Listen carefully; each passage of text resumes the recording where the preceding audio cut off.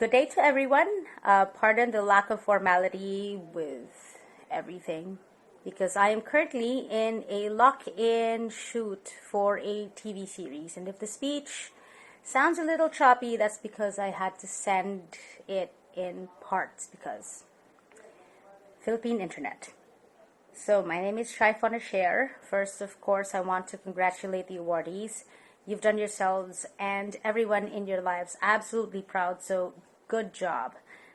It's quite the honor to be invited as a speaker for today's Convocation of honorees, so thank you very much for having me today.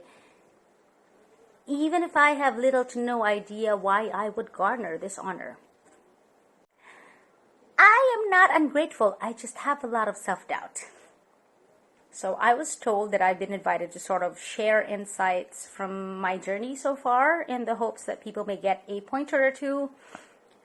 The general question being, how did I get here? So okay, I started thinking about it. Wa man ko'y mahuna-hunaan oy pagsugod.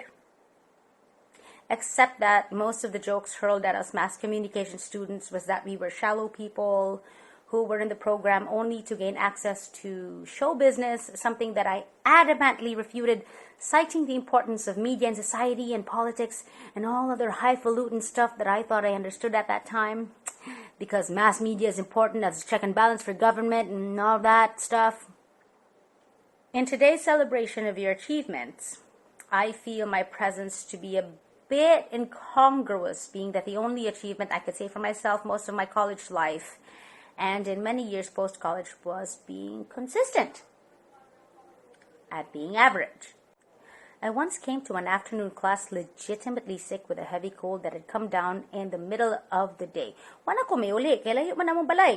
And I didn't want to miss the session. But my classmates thought I arrived drunk. So, mid-class, when I had dozed off on the meds that the nurse had given me, they came together in my defense and bravely told our humanities professor that I was sick. That should give you an idea of what an average student I was. I graduated on time, did averagely well in school, and was drunk on free days enough to be perceived as also inebriated on school days. So, what should I tell you about how I got here? I've so far written 4 drafts of this speech, and after a productive day of writing, I would hate what I'd written the next day. I admittedly have had a lot of trouble trying to answer that question these days. What with the mess this pandemic has brought, and being that film and TV workers are among the most hard hit. So perhaps I want to throw the question back. What is this here that people speak of when they ask me, how did you get here? Is it being able to pay the bills or making the monthly rent at least? Is it finally not having to eat pancit canton and tuna? Is it being able to finally live a decent life? But isn't a decent life also something that each of us deserves in the first place? I came to the conclusion that while something is wrong in the systems that we operate in, there is no here for me.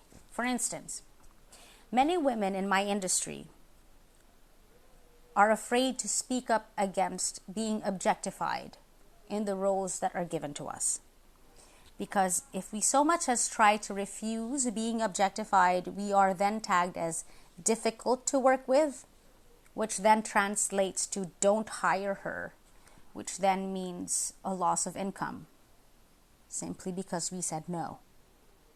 Worse, if we are known as women who speak their minds, we are called the B word, which also translates to don't hire her, and then you know the rest. Opportunities are not equal, especially in an industry as competitive as mine, where the skin color I did not choose at birth has already dictated the number of opportunities available to me locally. I speak about this because among the things that I hope to contribute to in terms of change is this industry's treatment of women, of their bodies, of their rights, both as workers and as citizens, of this industry's workers in general, to change the way our art and our work is perceived. That at some point in the future, we get what we deserve as workers. And to think that this is only among the many ills in the industry that I work in. My point is that this is not something that you guys cannot relate to. You can relate to this. You understand this. It has varying iterations, but it is a similar thing, if not the same. Being an artist doesn't take away my being a citizen who cares about rights, and the same should be true for you, regardless of whatever path you take, whatever profession you choose in the future, whatever situation you are in, even as members of the studentry. Because as students, you are not separate from the community outside of campus. I think what I would like to get at is for us to reimagine what getting here or getting there means.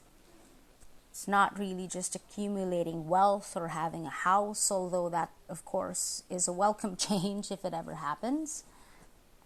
But ultimately, it's having a decent life, a decent living, with basic rights honored and respected, decent food, clothing, and shelter, and more importantly, not just for oneself, but for everyone.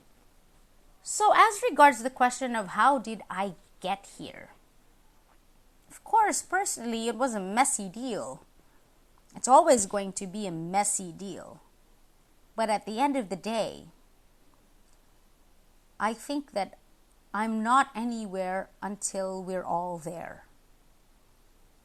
And I hope the same is true for you. And for our children, and our children's children, and you know the rest. And so while we're on our way there, like I always tell my friends, sipa, sukol, sayaw. Congratulations to everyone. Have a grand time celebrating your wins and your eventual wins to come.